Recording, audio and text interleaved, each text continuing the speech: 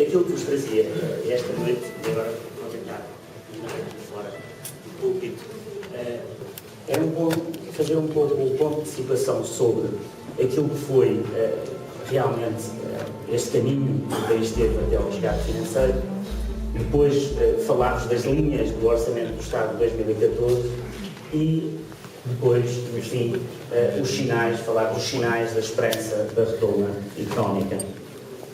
Eu gostava de começar por vos dizer que Portugal é um país muito especial e é um país que sempre cresceu.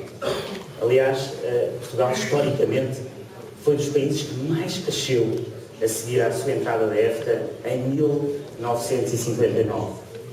Mas depois, este país que sempre cresceu, e acho que não nos devemos esquecer disso como portugueses, é que o nosso país sempre cresceu, chegámos a um período aqui entre 2000 e 2011 em que gostava de vos mostrar este gráfico.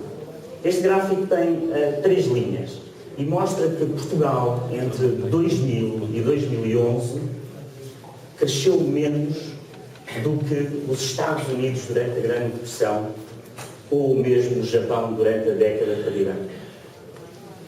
E então, como portugueses, perguntamos porquê, o que é que aconteceu no nosso país para que esta década, ao contrário de tantas outras, fosse de crédito fácil, foi se endividando, sobreendividando as famílias, as empresas, o Estado.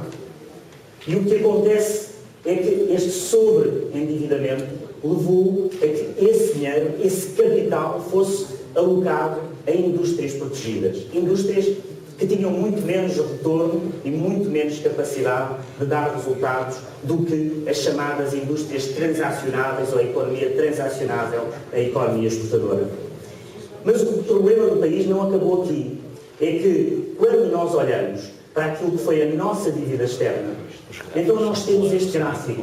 E neste gráfico aquilo que nós vemos foi que em 1996 a nossa dívida externa era de 10% do PIB. 10% do PIB.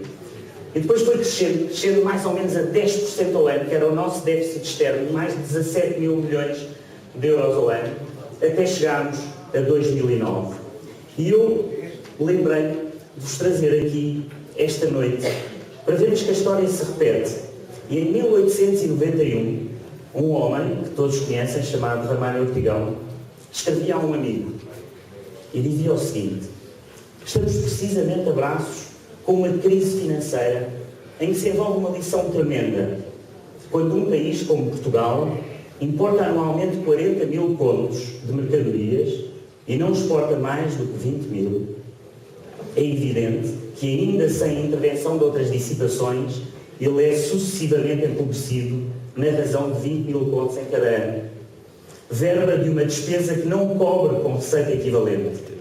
Todos os expedientes de crédito destinados a mascarar esta situação têm fatalmente um limite e o resultado final em todos os países que vivem em semelhante regime é que chega forçosamente um dia em que o dinheiro acaba, dizia ele.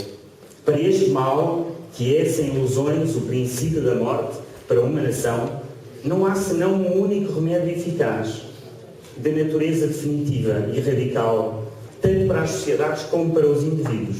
Esse remédio consiste em gastar tanto menos e em ganhar tanto mais quanto seja preciso para o equilíbrio da receita e da despesa. Ramalho Ortigão, 1891. Às vezes pergunto-me se hoje muitas das pessoas de responsabilidade neste país não deveriam voltar a ler aquilo que o nosso passado explicava tão bem e que Ramalho Ortigão explicava sobre o déficit externo.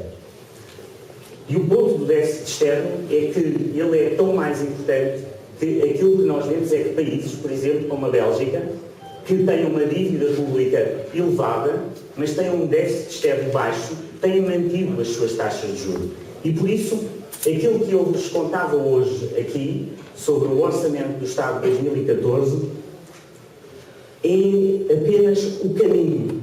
O Orçamento do Estado de 2014, e como dizia o Miguel Pintusco, difícil, é um orçamento neste caminho da solução do problema. Da solução do problema, da passagem de uma economia centrada em indústrias protegidas para uma economia a olhar para o exterior.